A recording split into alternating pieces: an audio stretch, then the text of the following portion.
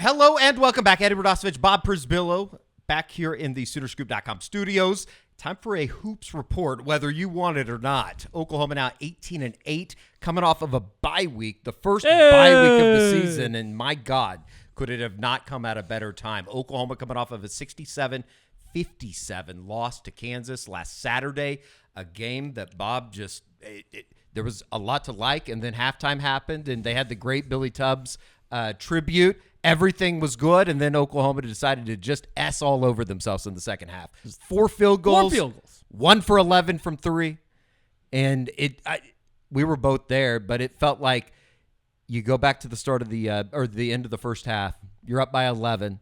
You have a chance to extend with 2 and change left in the first half, and it went the other way, and all of a sudden you have a 5-point lead at halftime. Yeah, that 6-0 run, it's something that even Bill Self really acknowledged. Like, that was one of the key, maybe the biggest key part of that game, was the way Kansas ended the first half compared to the way that the Sooners did. And then in the second half, as the shots kept not going in, there was this realization. You could kind of just feel the nervous energy 100%. in the arena. 100%. Of like, they're not going to figure this out. This is a slow death here. Because it's not like Kansas was playing at an all-world level. They were tired too. They had nothing left in the tank either. But they made just enough at the right times, and you just felt like OU doesn't have the answer today no matter what happens. I, from a really sick standpoint, even thought in the second half when they got down by 10, if you can cut it to 5 with 5-6 minutes left, stranger things have happened in the world of college basketball. You're talking about 2 possessions, but it's been a struggle. And I think that this is now almost a month now where Oklahoma offensively, especially having to execute in the half court, if they can't get out and run, not only are you not making shots, you're not getting anything offensively. You're not even running really any type of offense. Yeah, you're just getting into the final 10 seconds and hoping that Los, Javion try to make something happen.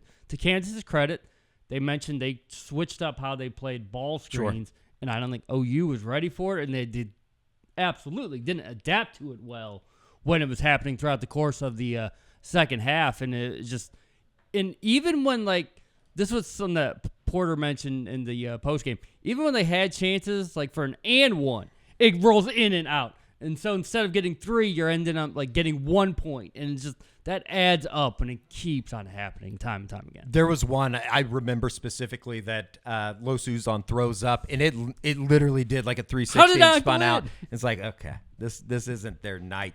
After the game, Porter Moser boiled it down to just a couple things. I mean, there was a lot of stuff that goes into a 10-point home loss in a game that you did lead by 11, but it was a miserable second half. Here is Porter Moser after the game. Yeah, the offense, we were 1 for 11 from 3. We missed a bunch of shots. I think you still can find ways to win when you're shooting that poorly. It was just night and day. We hit 7 threes in the first half. The story was the rebounding and the turnovers. It's hard to defend out front turnovers that turn into layups, and it's hard to defend offensive rebounds for layups. There was the points off turnovers and the offensive rebounds. Those are hard to defend. I thought we did a lot of good things defensively that we wanted to do, but points off turnovers and offensive rebounds are very hard to defend. I mean, it hurt. It hurt. I mean, I'm not going to say it's an excuse for the game. I mean, those 2 guys are 2 of our better defensive rebounders. We didn't have a defensive rebounding from our starting our 5, the 2 5s that played. We didn't have 1 defensive rebound against that, and so I think that hurt with that. But we went into it. We had opportunities to win. We take care of the ball, we rebound, we shoot a little better, we have opportunities to win. I got to give them credit. I'll say this, Hunter was Hunter. He's just a load, 2016. I thought Furphy was so efficient. He had 15 points on like 8 shots. He had, he was super efficient. He had 9 rebounds, 2 assists, no turnovers, I think 3 steals, super efficient. Harris, 7 assists, no turnovers. I thought they were really efficient production with that, so I got to give them credit with that. And so no excuses being shorthanded. You're not going to get them from me. We felt if we took care of the ball, we rebounded, and we knocked a couple shots down the second half, it's a different game, but it wasn't. Oklahoma gets out rebounded by 7. They end up -7 on the night, 31-24. And I think that Porter Moser wants you to realize and know the 5, Sam Godwin, as well as Luke Northweather, they combined for 0 defensive rebounds. They did not bring it. And if you're playing without Rivaldo Suarez and John Hughley, the guys that are there need to get to another level to try to make up for 2 guys that bring a lot every single night. And Godwin didn't do it, and Luke Northweather just probably had his worst performance as a Sooner at the most inopportune time. As far as moving along, coming out of that, we talked about it at the top, Oklahoma needed a bye week. They needed some rest. Bill Self said it after the game. Those look like 2 very tired teams, 2 of the last teams, or the final 2 teams to have their bye week in the midweek. It couldn't have come at a better time. There's going to be a lot of discussion about Rivaldo Suarez and what that status is moving forward. Yeah, I mean, when he turned the ankle against Baylor, I was optimistic. You were more pragmatic and like, no, he's not going to play Saturday. Come on, the way that he got carried off the floor. They need him so badly. But he, we saw him during warm-up. Sure. We knew it was like, okay, he's not going to play. Sure. He's giving you an idea of how much he wants to be out there and how much this final 5-game stretch run means to him to finish off his career the right way. You hope that this week will give enough time. We heard Porter say it was 50 to 60%. Can you make that type of jump in 1 week's time? And if not, I don't know what they're going to do. But if there's only one of those 2 can come back between Suarez and Hughley, it's got to be Suarez, just because we learned last Saturday what he brings to the table is so different than like maybe any one player can really bring up the rest of the slack, and you wouldn't notice that Suarez isn't in the lineup. The John Hughley thing continues to be just kind of a little bit of a mystery to me because it sounds like he got hurt during the pregame of Bedlam. I thought he played pretty damn well against Oklahoma State the first time around.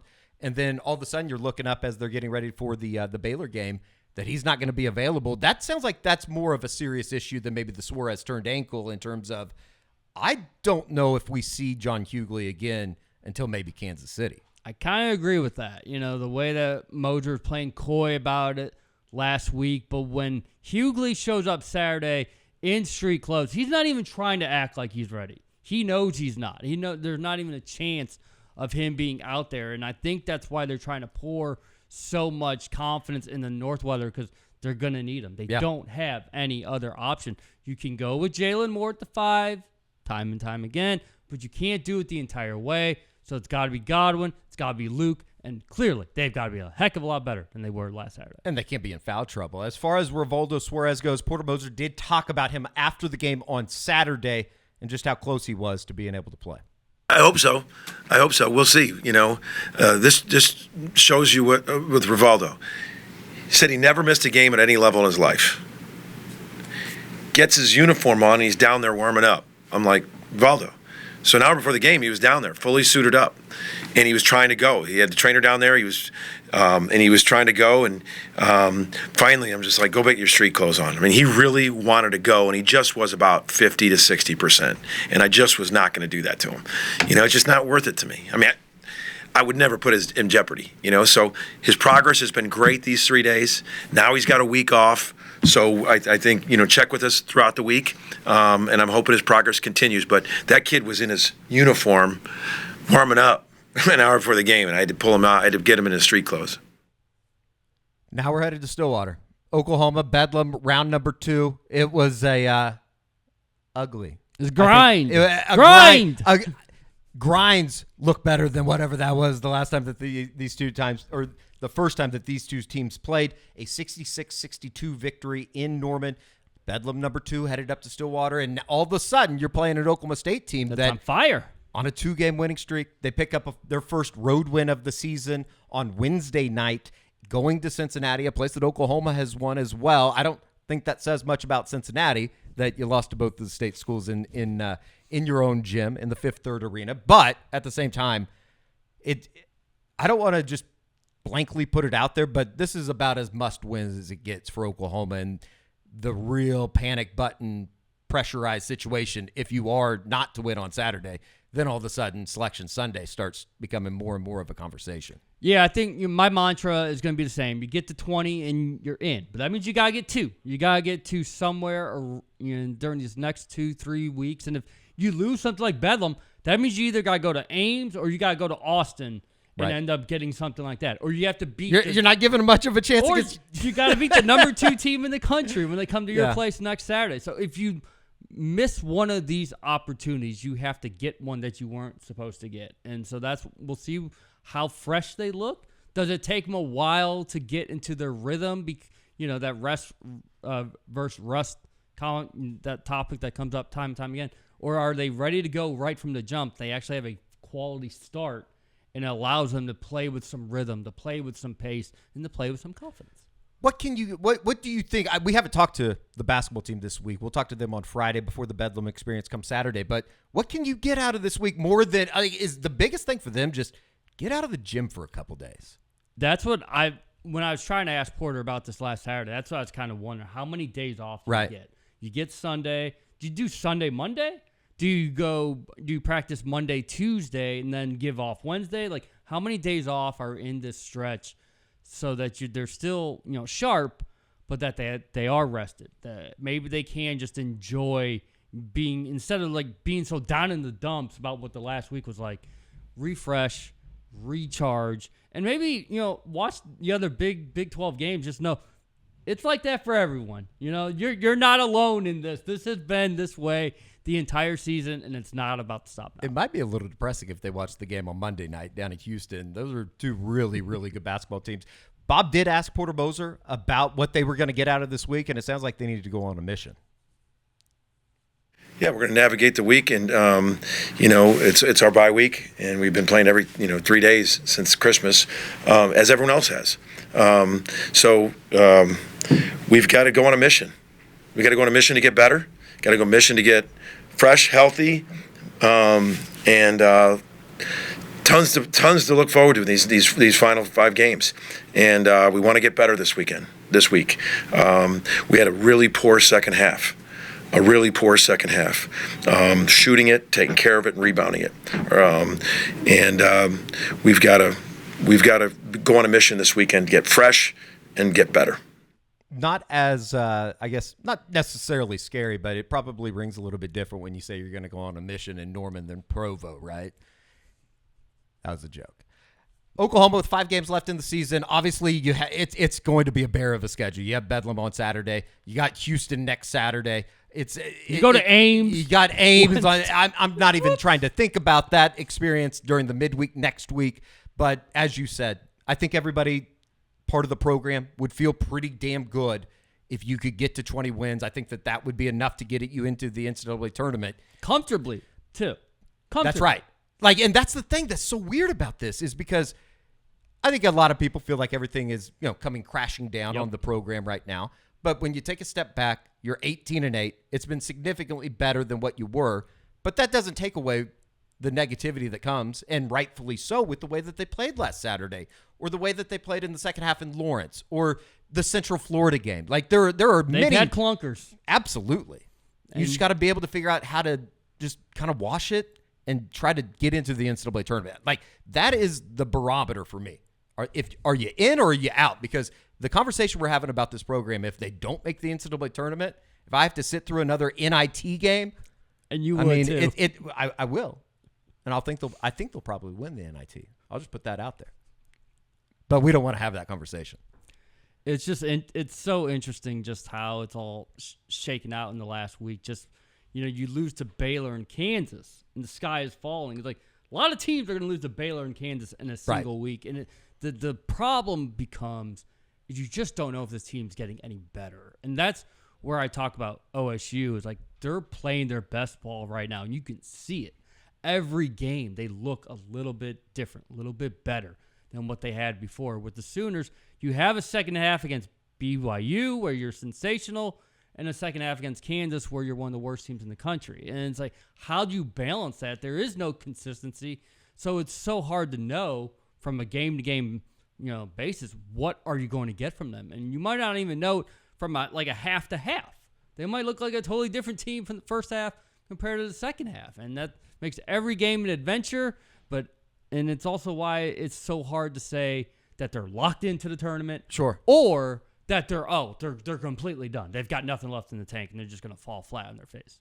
The perfect example of something like that is like it's unexplainable almost to a point of what has happened to Otega Owe. Yep. He's reverted. I mean, he has regressed. And from what I've been able to see, and I've watched all the games, like you're not getting a whole lot out of him. And a lot of times on the offensive end, you're playing 4-on-5. Yeah, he's going back to that one speed mentality. I'm just going to drive to the hole. We'll see what happens. I'm going to throw it up. Are they going to call a foul? Am I going to miss the shot? And that confidence that he showed in the first 2 months of the season doesn't seem to be there. You appreciate he's still trying on defense, still getting some from some boards, but they are really much playing like 4-on-5 on offense. And I hate to pick on the guy, but I mean, even when he does get to the foul line, if you can get 1 or 2, I mean, that feels like a win. It's been very kind of confusing, but we'll see. It's going to be really interesting to see what happens in Stillwater on Saturday. Obviously, a big game for all of the Bedlam reasons, with it being the most likely final time that Oklahoma's going to play at Gallagher-Iber Arena for the extended future. But then on top of everything that goes in with, kind of what Oklahoma needs to do here over the course of the next couple of weeks, like you outlined, Bob, it's a must win. All right, Bob Przybylo, I'm Eddie Radosevich. Next week, hopefully, be in a little bit better spirits. I don't know. They got the trip to Hilton coming up next week as well. So it's going to be fascinating to see how this thing closes for the Oklahoma basketball team. We will see you next time for the Hoops Report right here on the Soonerscoop.com YouTube channel.